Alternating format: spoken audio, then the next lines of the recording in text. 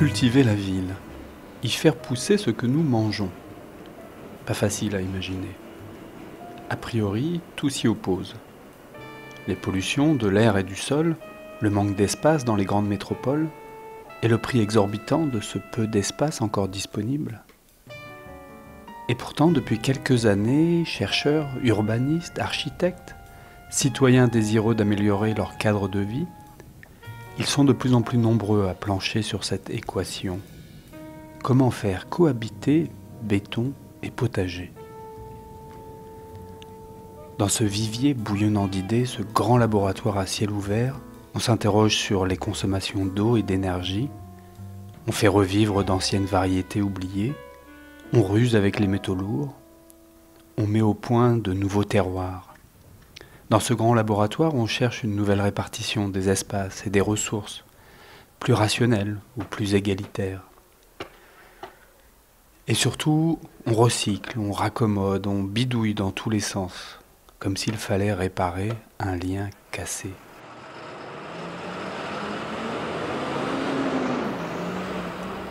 C'est que cette agriculture urbaine apporte du désordre, des insectes et du hasard, alors que la ville moderne s'est justement construite sur des valeurs opposées. À Paris, Berlin, à New York et Montréal, j'ai rencontré de nombreux acteurs sur le terrain, qui tentent des expériences assez inattendues. Chacun d'eux dessine les contours d'une ville rêvée ou à venir.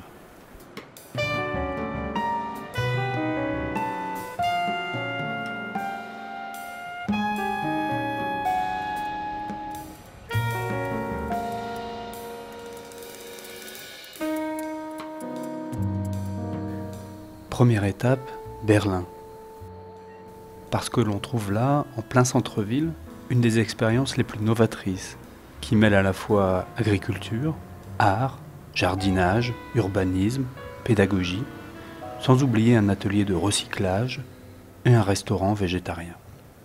Prinzessinnengarten, c'est le jardin de la princesse. People, this is kind of the entrance where we store things we need for work, and people come here and say, this looks like a garbage place, and they are right, it is. We purposefully collect garbage to kind of recycle and reuse it. And see, this is about looking at circular systems in the city. And one of the main circular systems, which isn't taken about care very well, is rubbish. And a place like this has hundreds of possibilities to reuse and recycle materials, from organic to plastic, wood, and all that kind of stuff. And even if we can't use everything, nearly everything you will see in the garden is somehow recycled. As you can see, the containers are, the boxes are, the pallets are. Our kitchen waste is. Maybe some more mushrooms. If I compare it with the others, it's really good. Yeah.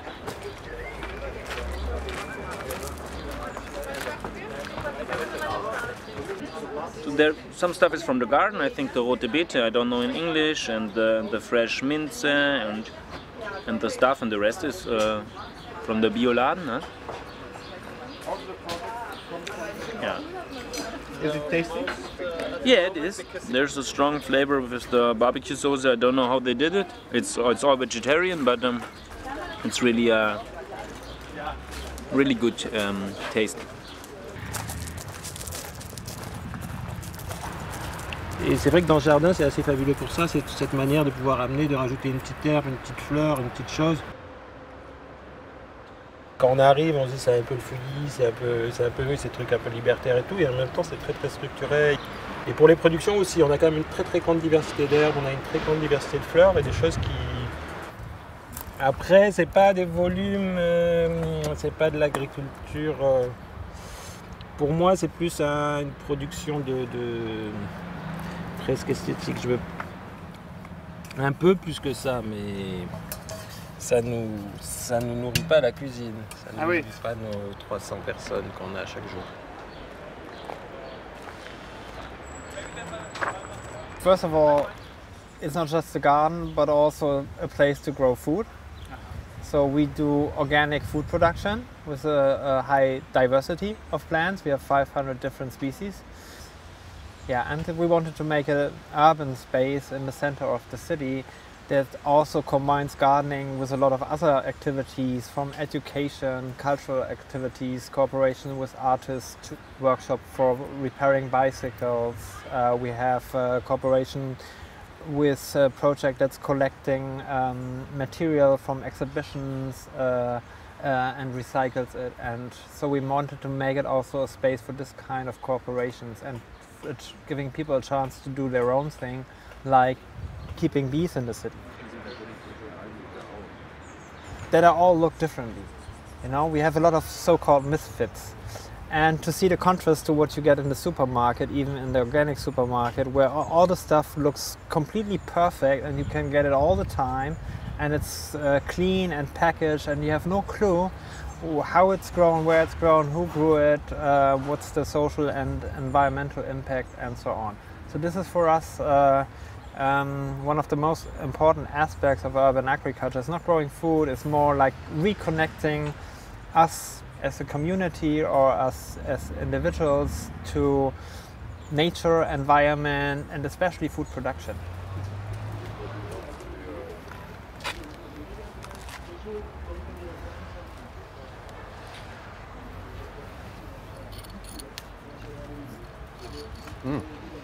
So, nothing much left to say. One of the things I could still show is this heap of organic waste, which grows and grows and stops the heavy metals from the car exhaust coming in. Very good thing to do for urban gardens if they're not on rooftops.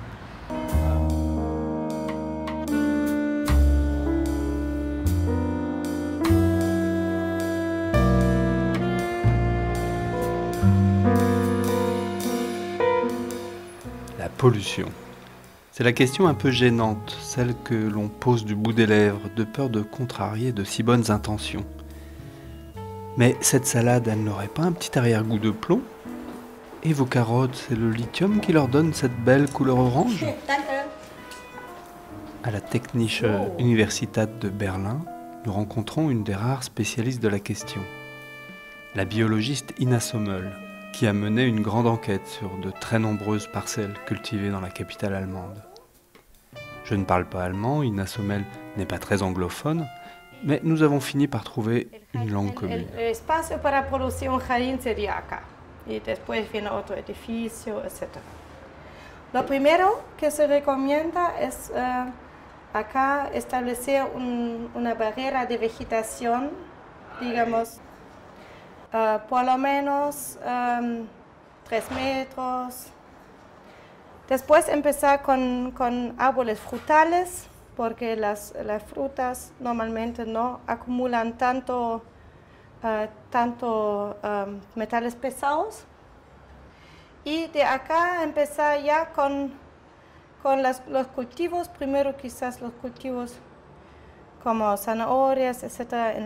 en la tierra, donde se usa la raíz. ¿Sería tierra de la ciudad o tierra importada? Bueno, nuestro análisis mostró que si uno usa la tierra, digamos, del supermercado o del garden center comprado, estos son parcialmente peor que la tierra de la ciudad. Entonces, yo recomiendo, dependiendo si hay mucha contaminación en la ciudad, de usar la tierra del origen de acá, o si es muy contaminado, buena tierra con certificado ecológico, donde uno está seguro que no tiene más contaminación que el mismo suelo en la ciudad. Y bueno, en los lados más protegidos, allá las ensaladas y las verduras donde comemos las hojas, porque son mayoritariamente más contaminados que los frutos o los raíces de vegetales donde comemos los raíces. Importante es si los edificios están pintados con pintura que contiene plomo, de tener una distancia también de estos edificios.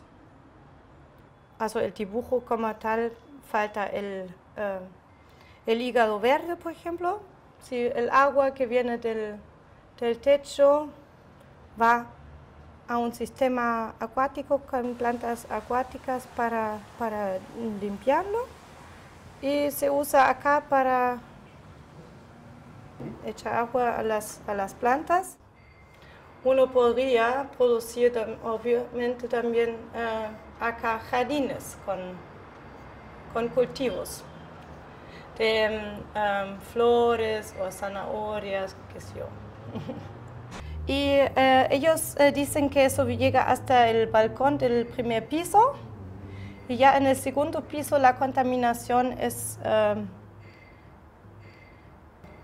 claramente reducida. Entonces acá no, pero en el segundo piso o arriba es un buen lugar para producir vegetales urbanos.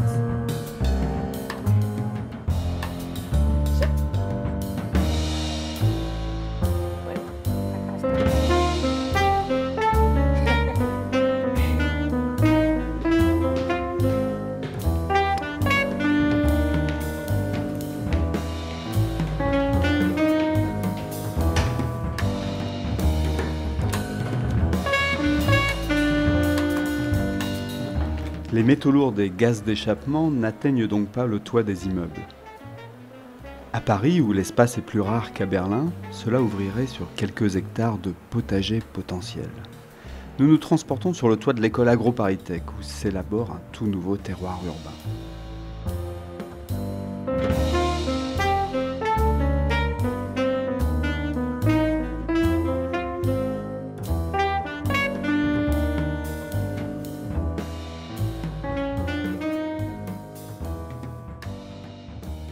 Bon, alors c'est donc une expérience d'abord de recherche. On est 4 labos de recherche associés à AgroParisTech. On mène une expérience de création de jardins potagers sur les toits à partir de substrats organiques locaux. On a choisi des substrats organiques urbains facilement disponibles et qui sont les composts de déchets verts. Et puis on a utilisé aussi du marc de café inséminé de mycélium. Alors ça c'est un produit assez intéressant. Il y a une ferme urbaine qui s'est montée il y a quelques années, 2 ans, sur Paris pour produire des pleurotes sur du marc de café. Le marc de café est un déchet urbain extrêmement courant. Hein, on estime qu'un café parisien il produit à peu près 4 tonnes par an de marc de café. Une ferme qui s'appelle la Hou Farm produit donc des pleurotes et une fois qu'elle a produit ces pleurotes, le marc de café avec du mycélium était considéré comme un déchet. Il s'avère que c'est un très bon substrat. Et en fait, le meilleur résultat est obtenu par 2 types de substrats, du bois et du compost de déchets verts avec des vers de terre, ou bien du bois, du compost de déchets verts, du marc de café avec ou sans vers de terre. Donc c'est en fait ce qu'on a comme hypothèse derrière, c'est quand on recrée comme ça un pseudo-sol, hein, en essayant d'augmenter la biodiversité interne, à travers le mycélium, à travers les vers de terre, à travers la diversité même des substrats, on arrive quand même à des résultats intéressants.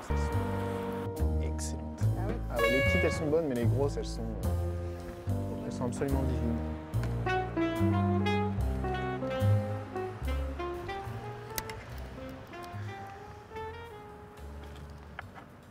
En fait, on est en train d'inventer une nouvelle terre, un nouveau terroir aujourd'hui.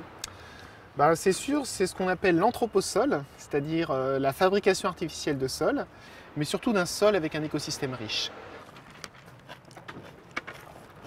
Le simple fait qu'elles aient grandi en plein air, de les cueillir à maturité, ça donne un goût incomparablement plus fort que les tomates cerises que l'on peut acheter sur le marché, qui elles sont cueillies, sont sélectionnées en général pour être rouges avant maturité, et ne sont pas cueillies à maturité parce qu'une tomate à maturité, elle est molle. Et le simple fait qu'elle soit molle, ça la rend très difficile à transporter. On peut d'ailleurs essayer de juste tâter un peu de ces grosses tomates là qui sont tellement... Si jamais j'essaie de transporter une tomate comme celle-ci, eh ben, elle va très vite se gâter dans l'emballage et donc devenir moche, impropre à la consommation. Et si on cueille cette tomate sur le toit, qu'on l'amène directement en bas, alors elle va garder toutes ses qualités nutritives, elle pourrait être vraiment accueillie à pleine maturité et sur le goût ça s'en ressent beaucoup, quoi. Alors parallèlement à cette expérimentation, nous avons fondé une entreprise qui s'appelle Topager, où nous proposons justement des services liés à l'agriculture, en particulier sur les toits. Et ça fait 1 an que nous travaillons avec les terroirs parisiens, qui sont donc un restaurant installé au rez-de-chaussée de la Maison de la Mutualité, dans le 5e arrondissement. Et sur le toit de la Maison de la Mutualité, nous entretenons donc un grand potager, où nous faisons en fait revivre beaucoup d'espèces locales qui ne sont plus cultivées que par quelques agriculteurs en Île-de-France, comme le chou de Pontoise, le pissenlit de Montmagny, le chou d'Aubervilliers, la courgette jaune d'Orgeval. Et ces variétés, nous les cultivons donc sur le toit, elles sont servies directement au restaurant au rez-de-chaussée. Alors évidemment, nous ne produisons pas assez de quantité pour fournir l'intégralité du restaurant, c'est juste une petite partie. Par contre, pour certains produits très particuliers, ça a une très forte valeur ajoutée. Je pense notamment à tout ce qui est fleurs comestibles.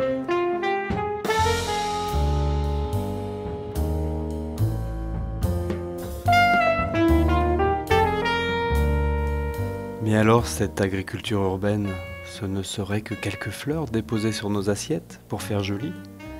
Ou est-ce qu'on peut lui demander de participer pleinement à l'alimentation de nos villes? Son économie est-elle seulement possible?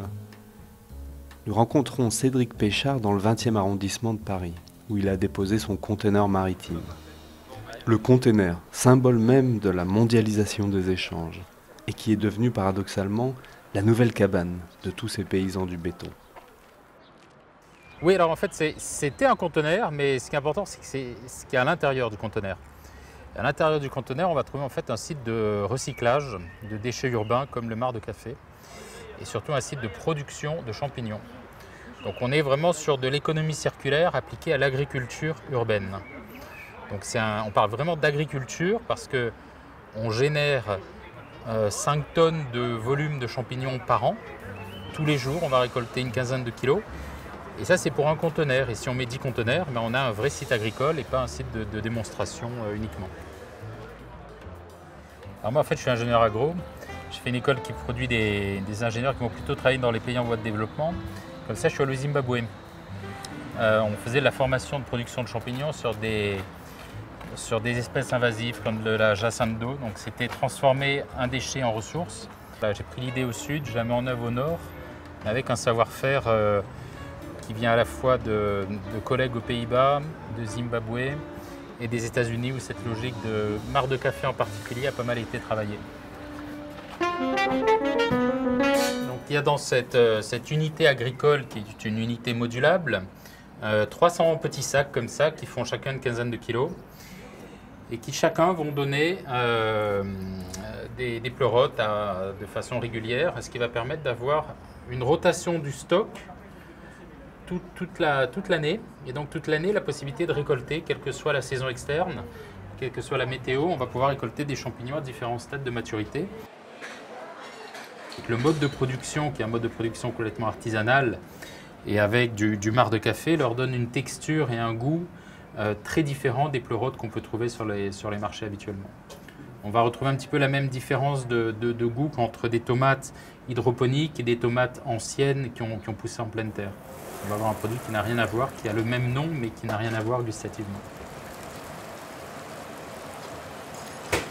Alors, les échos, si on regarde le haut de la chaîne, on a des restaurateurs comme Yannick Aleno, qui est un grand chef étoilé parisien, qui a réintégré dans sa carte les pleurotes qu'il labellise pleurotes au marc parisien. Donc là, on est vraiment dans la mise en avant du produit.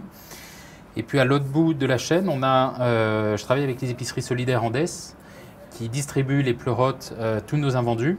Et ils ont eu là aussi d'excellents retours sur la consommation de ces produits auxquels ils n'avaient pas accès avant.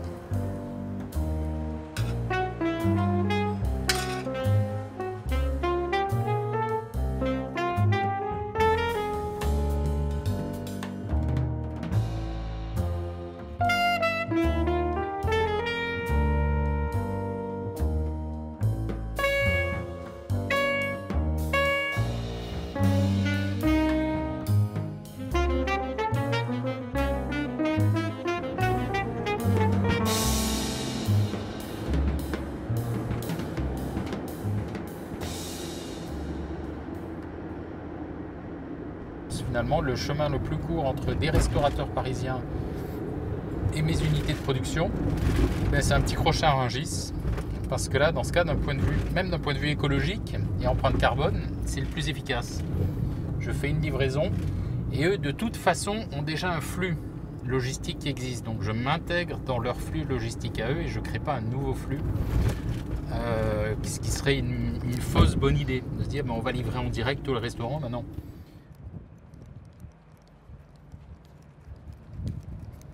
On arrive à développer une vraie activité économique qui dépasse le sujet souvent un petit peu contraint de l'agriculture urbaine qui est limitée par de la surface ou autre.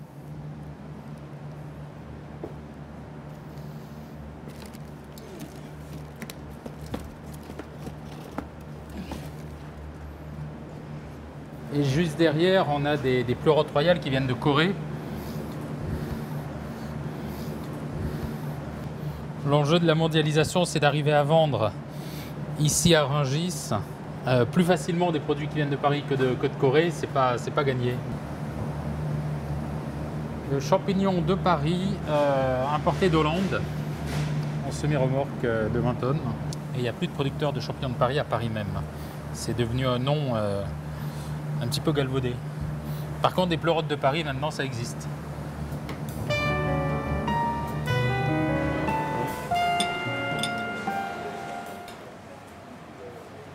C'est peut-être le grand paradoxe de cette agriculture urbaine.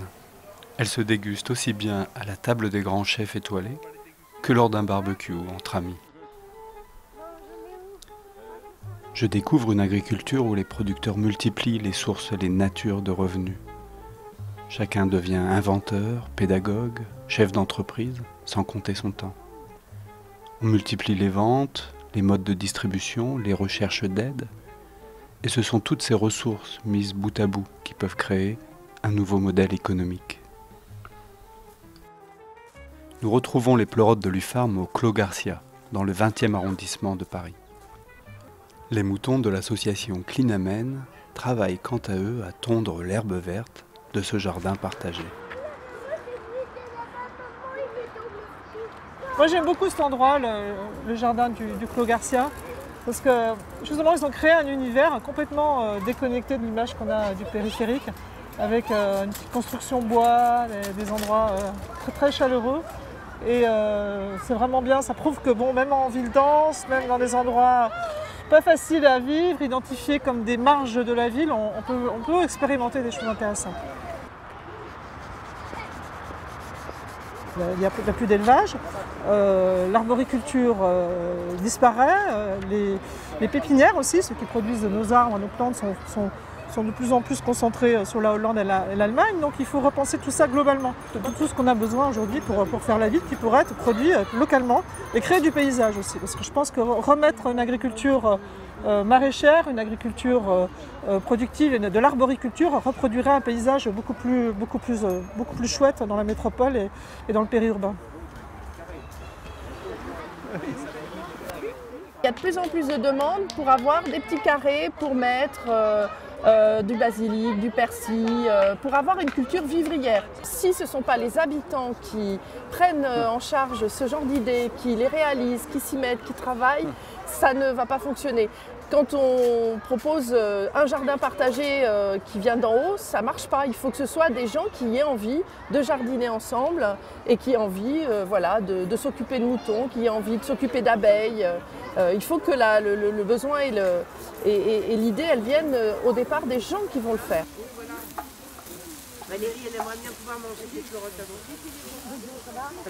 Mais que viennent faire des moutons en ville ? Petit détour avec l'association Cleanamen et une partie de son troupeau, le temps d'un dimanche de transhumance urbaine. Une transhumance urbaine, en plein Paris. C'est des moutons HD, hautement domestiqués.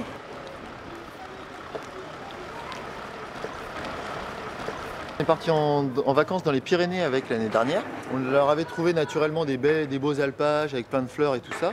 Ils se sont échappés. Ils ont fini la semaine sur le terrain de foot du village. C'est des animaux domestiques, ça fait quand même 5000 ans qu'ils savent très bien que c'est plus sympa avec les humains que sans. Et donc ils recherchent les humains. C'est comme un animal médium, ça veut dire que tout de suite les conversations se nouent, des gens d'âges différents et de cultures différentes se parlent sur les moutons parce que la plupart des urbains ont un passé agricole. Beaucoup de paroles qui s'échangent par ce biais et puis nous on est novices, enfin on ne se prétend pas des experts en moutons, on est des jeunes bergers donc on a beaucoup à apprendre et on est preneurs de tous les savoir-faire que les gens peuvent nous transmettre au coin d'une rue. Et alors à quoi elle ressemble pour vous la ville de demain Ben, nous, on l'imaginerait vivrière, c'est ce qu'on souhaiterait, c'est-à-dire rendre les espaces verts qui aujourd'hui sont très coûteux à entretenir productifs. Et puis apporter voilà, de la surprise, de l'étonnement en ville. Et puis aussi une réflexion sur l'alimentation. Est-ce qu'on peut produire de l'alimentation saine en bas de chez soi? D'où vient la viande que l'on consomme? Voilà, c'est des questions qui nous intéressent et qu'on a envie de faire partager avec les habitants des quartiers où on s'installe. Là, on peut arrêter la circulation.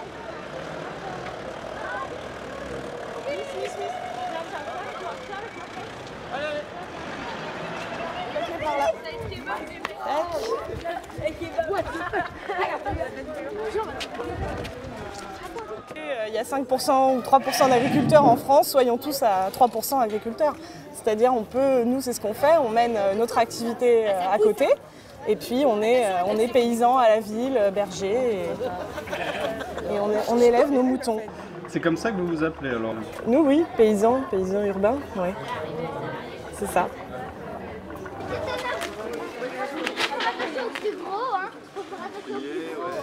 On entre en concurrence avec des politiques de la ville qui sont dans une idée de densification des espaces. C'est vrai qu'on a besoin de logements. Donc nous, on essaye d'un peu de trouver des manières de faire qui n'excluent pas l'homme et la nature, mais qui essayent de rassembler les deux.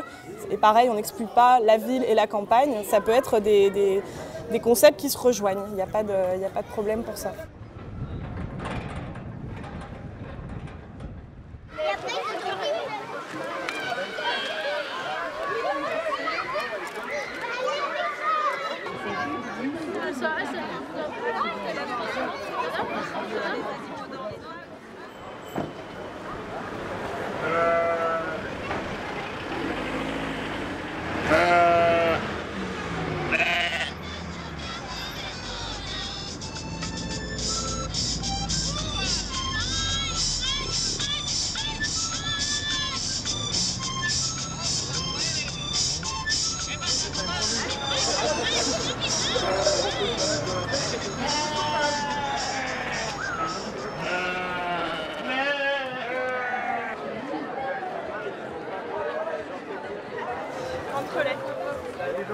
Et ben, ces moutons, ils ont des pompons sur la laine.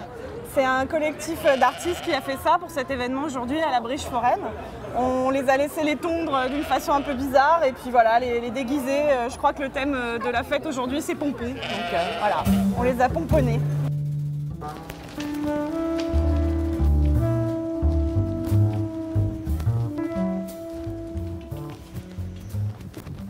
Retour au jardin partagé du Clos Garcia, notre dernière étape parisienne.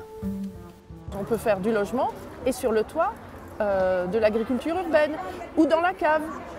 On peut faire aussi des équipements publics qui servent de jardin mais qui servent aussi d'endroits où on peut mettre des ruches. Voilà, il faut mutualiser, il faut être un peu plus malin qu'on l'est actuellement.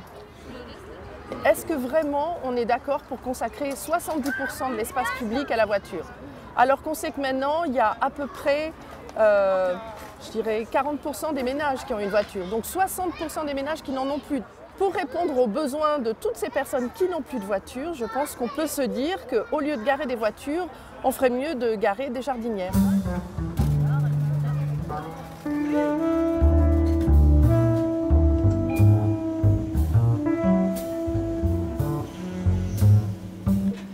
J'ai poursuivi cette enquête en Amérique du Nord, là où la plupart des villes se sont construites autour de cette sacro-sainte voiture. Première étape, Montréal.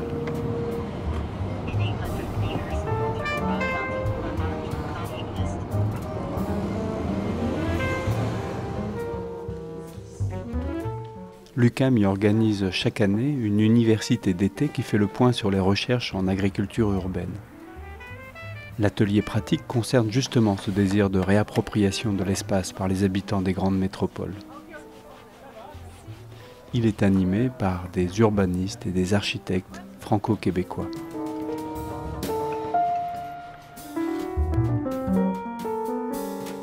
Ce quartier, il a surtout un grand intérêt, c'est qu'on est là-bas à quelques centaines de mètres d'un terrain de la ville de Montréal qui s'appelle le Parc des Gorilles et qui est une ancienne friche végétale avec de très beaux arbres que les habitants appréciaient fortement et qui avait toujours été promis comme parc. En tout cas, c'était l'attente très forte que les habitants en avaient. Et puis, ces derniers mois, ce site a été un petit peu frauduleusement racheté par une entreprise. Son statut et son devenir a été vraiment complètement changé. Il est en train d'être dépollué, il a été fermé au public, les arbres ont été rasés. Ça a été vécu de manière assez violente par les habitants qui se sont mobilisés, qui ont créé un comité d'habitants pour défendre ce parc des gorilles et le préserver comme un espace vert. Et aujourd'hui, ils luttent et il y a un procès pour que cet espace soit réaffecté à un parc. Hein? Fait juste les rentrer. Il faut être acteur, on vit en ville, il n'y a pas que le privé, la sphère privée, la sphère publique qui serait quand même quelque chose dont on serait désengagé. On voit vraiment ça à Montréal. L'agriculture urbaine, c'est un outil de reprise du citoyen, de l'habitant aussi sur sa ville, sur son territoire et quelque part aussi plus largement sur son cadre de vie, sur son alimentation.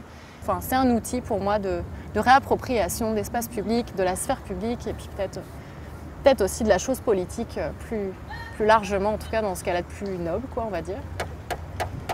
On va faire le lien entre donc nos modules qu'on aura construits, ce petit kit de ferme urbaine, inaugurer aussi le petit quartier général qui est donc cette construction plus pérenne qui va rester sur le site. Et puis il y aura les poules qui vont venir inaugurer les poulaillers mobiles. Donc voilà, une association de Montréal qui travaille beaucoup avec les poules, Plume et Jardin, va venir nous rapporter quelques volailles pour inaugurer festivement et caquettement les poulaillers déplaçables. Hein? C'est comme un chat, c'est juste que ça ne ronronne pas. Les poules vont se plaire partout.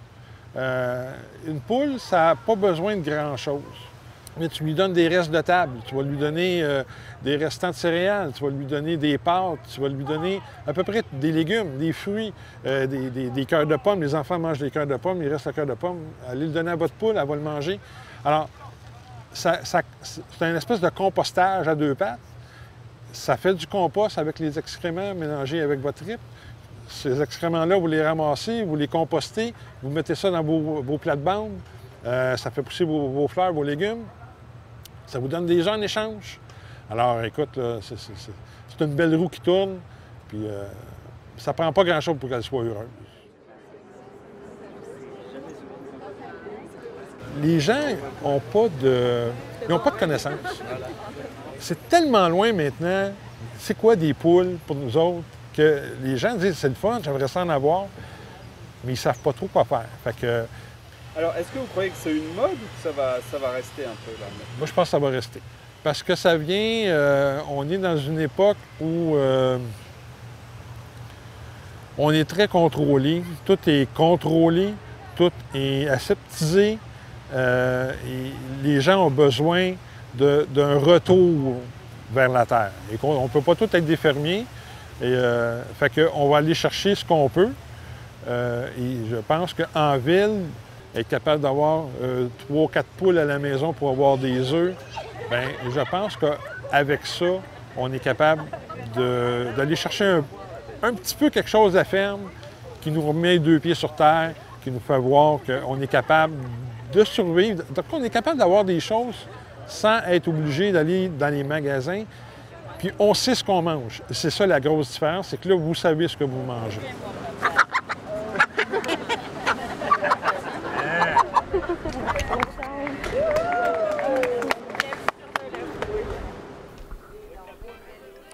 Plus j'avance et plus les frontières se brouillent.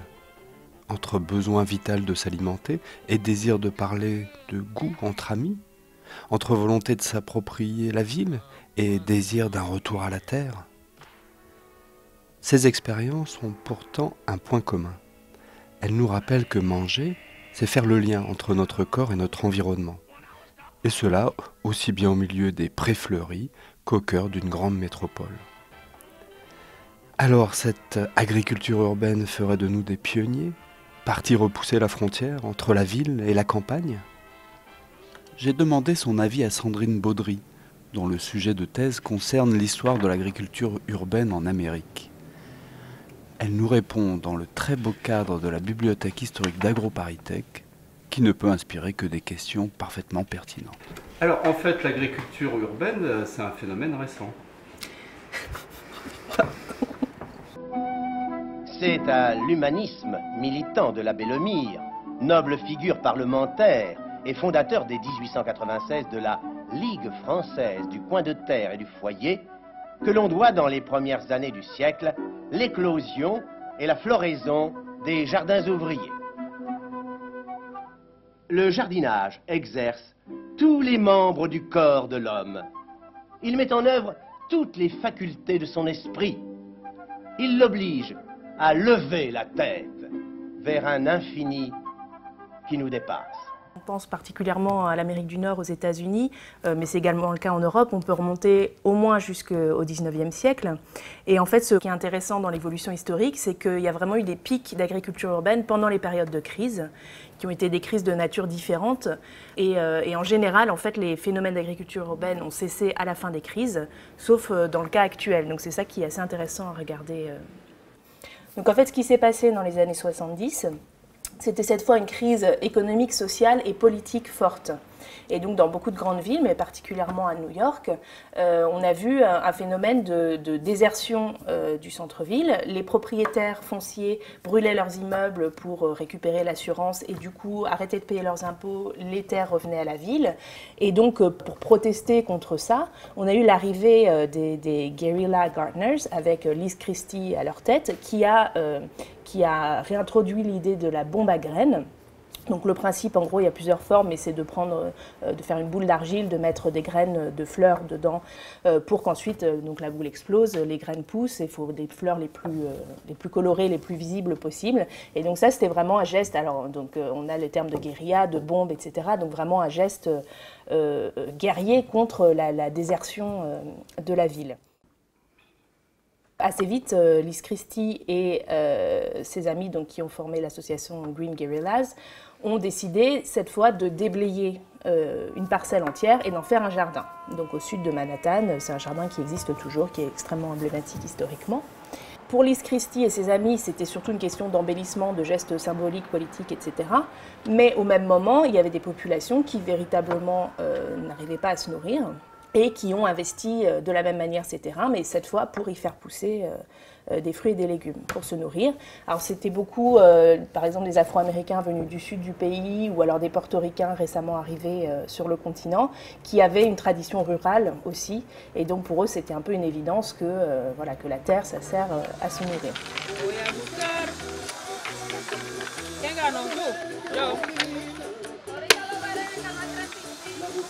Buscándola ustedes.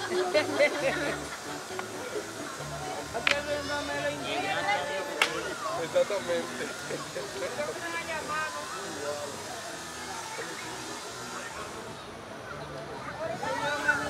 Oye, baby, how much? 50 cents a pound. No, pero yo tengo 3.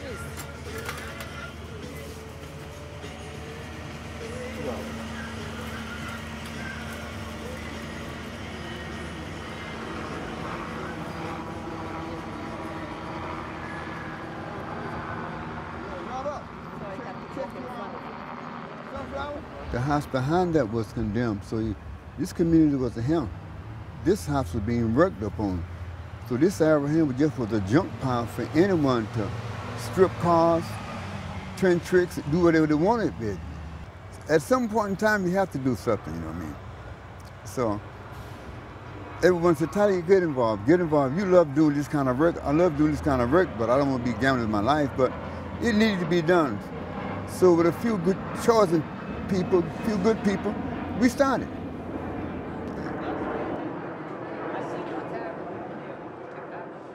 What can we do to heal the community, or help heal the community? One, we want to start on that street. We had to make it possible that street could be ours, that we could walk on it. It's a public street. But you can't face people with a gun when you ain't got no gun. So it takes intelligence, begging, talking, working hard, and trying to tell them what you're trying to do. It wasn't easy, but it started changing because a few people become to more than a few people. The kids come every day, every day. Since the time I started, the kids would come, just asking questions and doing some work, you know. Wherever the kids get involved, people get involved. So to look back at it now and say, how would it used to be? I said, I don't remember. I wouldn't want to go back there again.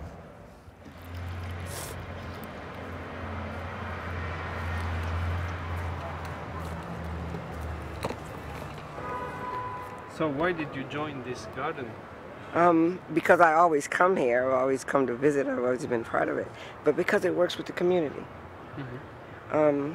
It grows food for the community around it, and the community around it is not the highest income.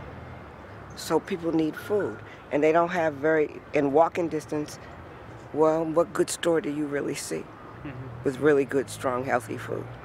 With vegetables, for example? Yeah, fresh. And for a vegetable, in order for a plant to heal your body, it has to be as fresh and close to natural as possible. So I grow my own. And I don't even remember what I'm growing. Beets, peppers, collard greens. Their children come in here and play. They get to eat it raw.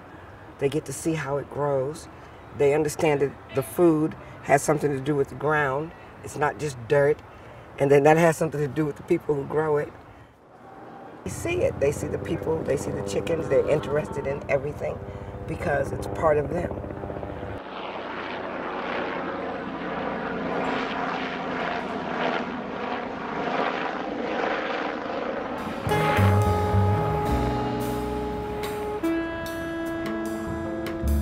C'est bien sûr à New York que devait naître l'idée d'une ferme verticale, une ferme à étages. Courgette au 5e, porte 3, épinard au 13e, ascenseur B. L'idée a connu un succès immédiat et a assuré la célébrité à son auteur, Dickson Despommiers. Les cabinets d'architectes ont rivalisé d'inventivité pour concevoir les projets les plus audacieux, les plus beaux, les plus hauts, et les plus énergivores aussi, selon leurs détracteurs. C'est sans doute pour cette raison que la plupart n'ont jamais été réalisés. Mais d'après Dickson Despommiers, nous n'y couperons pas. L'avenir est assez ferme, à la fois serre et gratte-ciel. Bientôt, nous abandonnerons les cultures en pleine terre pour nous consacrer entièrement au hors-sol.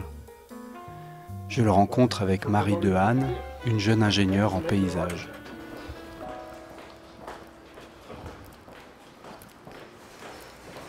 I think vertical farming, though, has succeeded, and I can tell you where I think it succeeded the most, and that is Japan. Of course, the Fukushima meltdown, which is still melting down, by the way. As we speak today, it's leaking radioactivity into the oceans. So the Japanese don't trust their food. They want to see where it comes from, and they want to make sure it's not radioactive. We have very cold winters in New York City. When that happens, outdoor farming stops. And then you have to go indoors. If Brooklyn Grange was to enclose themselves into a hoop house or into a greenhouse arrangement where you could control the temperature, they could probably grow food all year.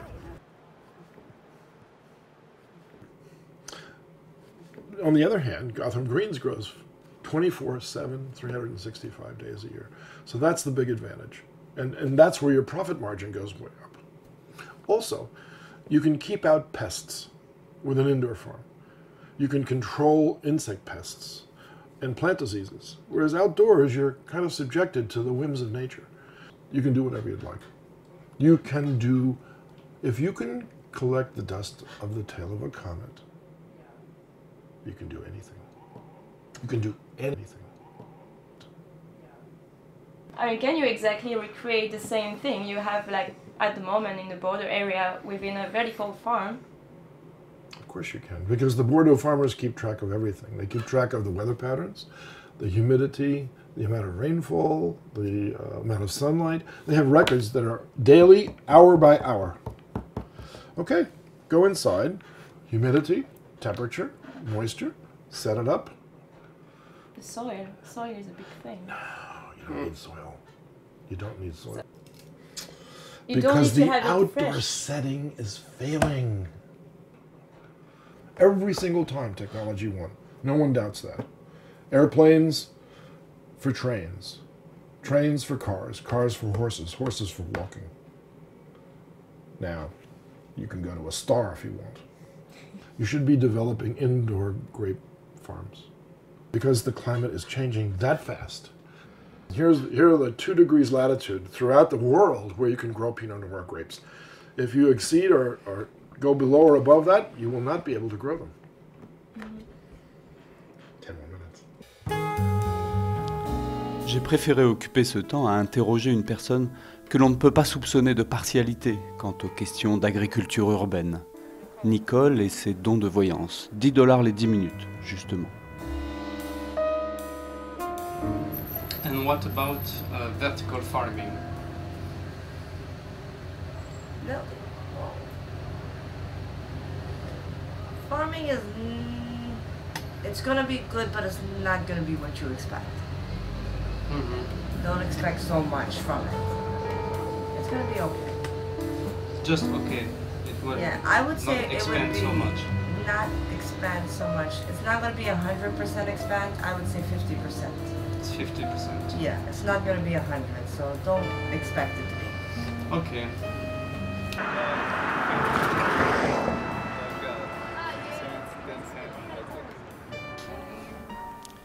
Rassuré quant à l'avenir du Crozes Hermitage ou du Mercuret, je pouvais entreprendre l'ascension d'un toit de Manhattan, où le chef cuisinier John Mooney a installé un très étrange potager. Cette étoile montante de la cuisine américaine entretient là-haut, depuis 5 années, une petite ferme en hydroponie verticale. Une trentaine d'espèces de fruits et de légumes y poussent, avant de terminer leur vie 6 étages plus bas, dans les assiettes du restaurant Bell Book and Candle. But for a restaurant, self-sufficiency, aeroponics is the only way to do it. I could do soil here, but the production is too small. Disease, potential for disease. Heavy weight for the building. This building can't handle soil, too heavy. But in places where real estate is so expensive, like New York, there's no more soil in the city. But in major urban settings, no more soil.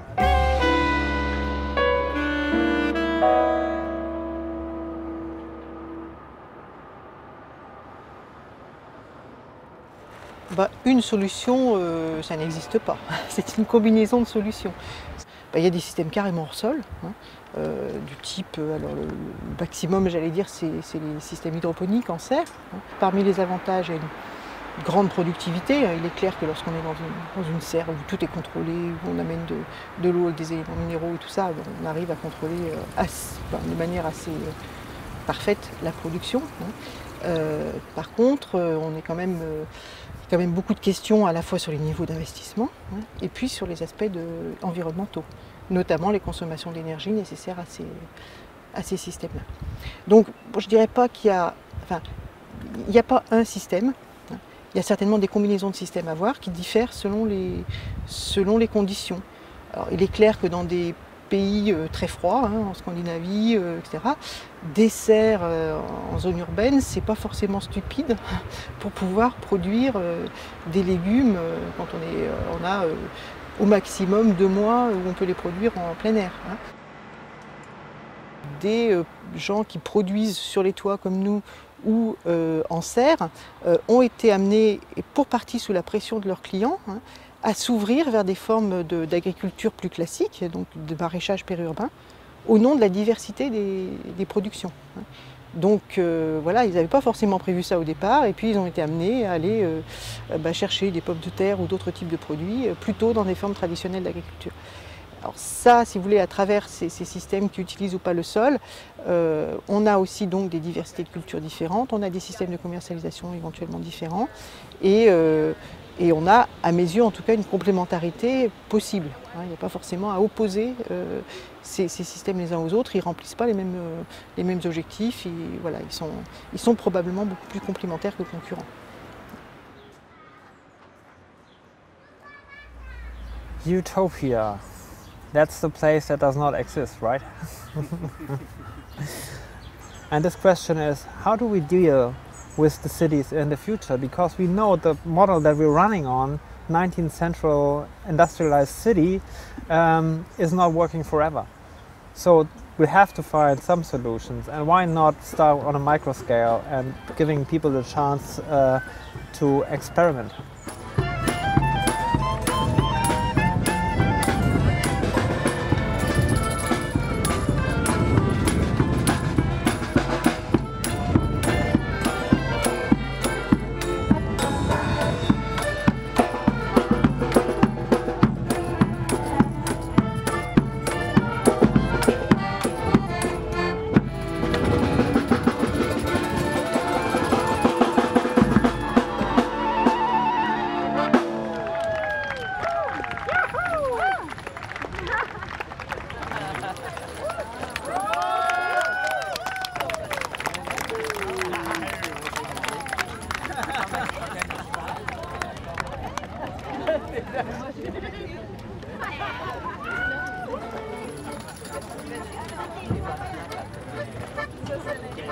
Donc, celui